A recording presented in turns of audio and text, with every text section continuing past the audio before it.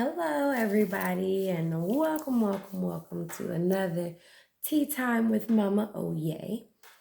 So, what we're going to be talking about today, you guys, is for those of you that are new to spirituality and that are new to conjuring. And what I want to talk about is sort of how we connect with our ancestors and how are you able to prepare altars or places or spaces that your ancestors can feel welcome to. So, first things first, when you're trying to correct yourself or figure out how do you approach your ancestors, don't make it this big issue. I know in spirit, in religion, a lot of different people will go through hoops and all type of extremes for their ancestor altars. But for those of you that are just starting out, you may not be able to go to that extreme. For a lot of people, they may not even know who those ancestors are that far back. So a way to sort of keep that sort of simple and, short and sweet is if you are starting off in spirituality, first things first, you want to set you up a place and space, okay, that is clear, clean, and sort of undisturbed, okay? Only some place that you have access to or some place that's sort of kept away from everybody else. You don't want everybody having access to it. The next thing that you should do is once you find that place and space and you cleanse it off, make sure that you leave the area protected. Now, some things that you can use to protect your area is salt, black salt, cascarilla. You can also use brick dust as well, okay? So those are some of the things that you can use to sort of protect your area when you are creating your ancestor altar. Some things that you may need for your ancestor altar or your place in space. You're going to need water, even if it's 1 glass of water. Get you some spring water or some fresh water anywhere, okay? Make sure you at least have 1 glass of water. Make sure you at least have 1 white candle. And honestly, you guys, you can get the white candles from Dollar Tree. They have the tall 7-day. We know damn well them candles don't last no goddamn 7 days. But whatever. Get those 7-day candles. Do your thing. And you can set it up and use it for your ancestor altar. And you can use them the same way that you use anything else. Remember, the main purpose in you doing spirituality with conjuring or hoodoo or anything of this side of the spectrum is literally your energy and your intent. You have to remember our ancestors did not come from a place and space where they had everything that they needed at that point in time. So they were taught how to utilize other methods or other herbs or plants or things to achieve the outcome or the desire that they were still looking for. So starting out, keep it simple. Get you a picture of whatever ancestor is calling to you. Make sure you have your cup of water. Make sure your place and space is clean and clear. Make sure you are protecting that place and space, okay?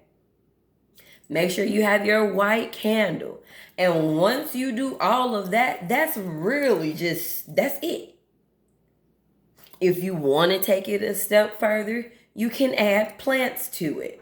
And for those of us who can do, that can have more and do more because of the place and space that you're in, you can go as far as adding obituaries. You can add certain trinkets and items that your ancestors loved in life. For instance, on my ancestor altar, I have playing cards. A lot of my ancestors used to love playing cards. A lot of my ancestors loved drinking Crown Royal. So those are things that I make and I leave on my ancestor altar. I also leave more than 1 glass of water. I'll burn more than 1 candle. You get what I'm saying? But that's also because I have the place and space to do so. Everybody don't have that. So do the best that you can where you are. And if you don't even have a place and space where you can do all of that, just make sure that you keep you a picture, a white tea candle, And you can make you a little thing of water and sit with yourself and meditate with your ancestor. Even if you're not able to sort of have your own place and space because you living with other people, you can have your water, have your candle, and your picture, and keep it simple. Kiss it. Keep it simple, stupid. And that's it. So those are some ways that you guys can start off working and dealing with your ancestors, okay? For those that are more elaborate, like I said, you can use plants. You can use multiple cups of water, as long as it's spring water, it's fresh water. You can use your white candles. You can also use your black candles to banish any type of negative energy or negative ancestors that may be trying to sort of slide their way on through. No, ma'am, don't have no turkey. We don't do that here. All ancestors are not good ancestors, okay? And that leads me to my next point. When you are charging your place and space and you're welcoming your ancestors, you want to call on those ancestors that are benevolent to your purpose, or they mean you well. They want to see you do good, okay?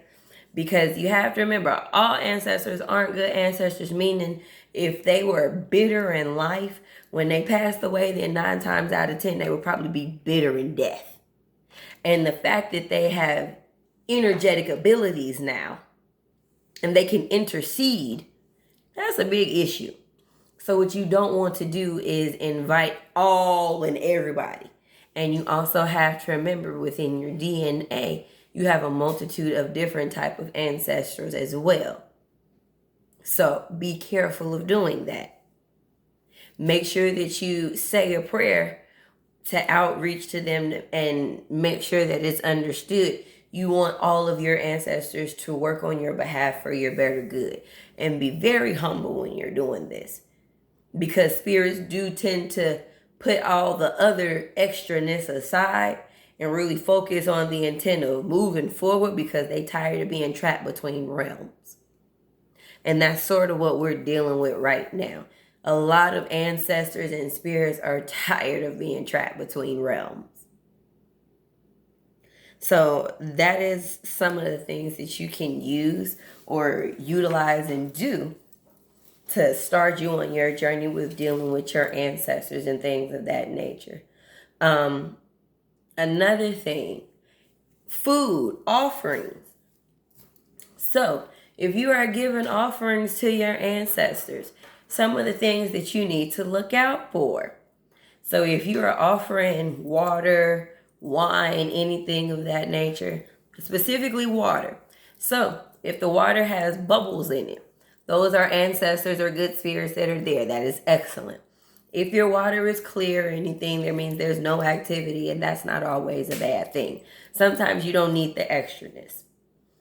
But if you find that your water is turning murky, or it starts collecting stuff on it, whatever negativity has been around you or been thrown at you, that is your ancestors catching it before it manifests, okay? So when you start seeing your water and things like that, time to toss it out. Thank you, ancestors, for blessing and catching all of the negativity. Give them a fresh cup. Same thing when you are doing food offerings. If you are offering fruits and vegetables, if your fruits and vegetables are being accepted by the spirits, it will literally begin to dry out. And I mean like literally wrinkle, dry out, tap, tap, tap. You can boomerang that piece of thing and it ain't gonna break. I've had an orange or two on my Oshun altar for about a month, and this still is soft and everything as if I just bought it from the store. So allow your spirits to absorb that energy. And that does not mean stop giving offerings because you have offerings up there. No, ma'am. No ham, no turkey. That means they are accepting that offering. They are appreciating the energy and the intent that you are putting behind this. So when you start something, you got to keep it up. And if they do not want something, now this is the big part. If something is not accepted, it will mold. It will mold. It will rot. You will have fleas attracted to it. Spores will be growing. Like, hey, don't pass go. Don't collect $200. Cleanse, cleanse, cleanse. Go cleanse your altar. Go cleanse everything and retry. Okay? I mean, completely regroup. And also another thing is your ancestors may not like that either. I know for an example, we tried to use instant coffee one time. Just trying to save some money and was like, oh, well, you know, it's coffee. Baby, no. When I say my grandmama deal was like, what the hell is this? That coffee molded within what, a couple of hours? The same day? The same day. It molded the same day. She said, no ma'am, no ham, no turkey. Don't you ever bring that to me again. So we literally went out and bought the Folgers that she was so used to. And it was a whole nother story. She was all good to go. And you can tell when the ancestors are sipping and drinking because leave ring after ring after ring as it drops lower and lower and lower. That lets you know how many times they came to visit. So look for those things. Look for those aspects, you guys, okay? So I hope this gave you guys some insight. Oh, one more thing. If you are offering wine or any type of alcoholic beverage, if it evaporates or it seems to be evaporating, awesome. But if it turns to syrup or if it turns moldy, they do not want that mess. Okay? They do not want it. If you find insects trapped in your food or in your cups, that is those spirits trapping those spies and those negative energies of sickness and pestilence, okay? When they catch that stuff, throw it out. Don't keep it in your house. So, I hope that was sort of a quick breakdown of how you can connect with your ancestor altar, how you are to ground it, cleanse it, and everything before you set it up. And how often are you to cleanse your altar, your ancestor altar? I would honestly do that at least once a week, every Sunday. Spend that time cleaning up with your ancestors, making music with your ancestors. I mean, you're going to cook yourself a Sunday meal anyway, so why not leave them a plate too? Mm-hmm. Spend that time bonding. Even if that means you got to play solitaire instead of playing spades with your uncle. Mm-hmm. Do that. Even if that means you got to sit there at your altar singing hymnals or reading the Bible. You don't have to believe in the Bible, but read the Psalms. The spell work in it is beautiful, and it also helps you connect. So, those are multiple ways that you guys can be able to get started and really hone in on looking and listen and not focusing so much on what is it? I can't hear. It'll come. Okay? Don't force it. Don't push it. It'll come when you are absolutely ready. And 9 times out of 10, you'll be least expecting it. And it'll come to you like when you on the toilet. You'll be sitting there in the middle of driving and you'll start hearing your grandmother. And you, the hell? I mean, yeah, that happens. So give it some time, love. Don't push it. Don't rush.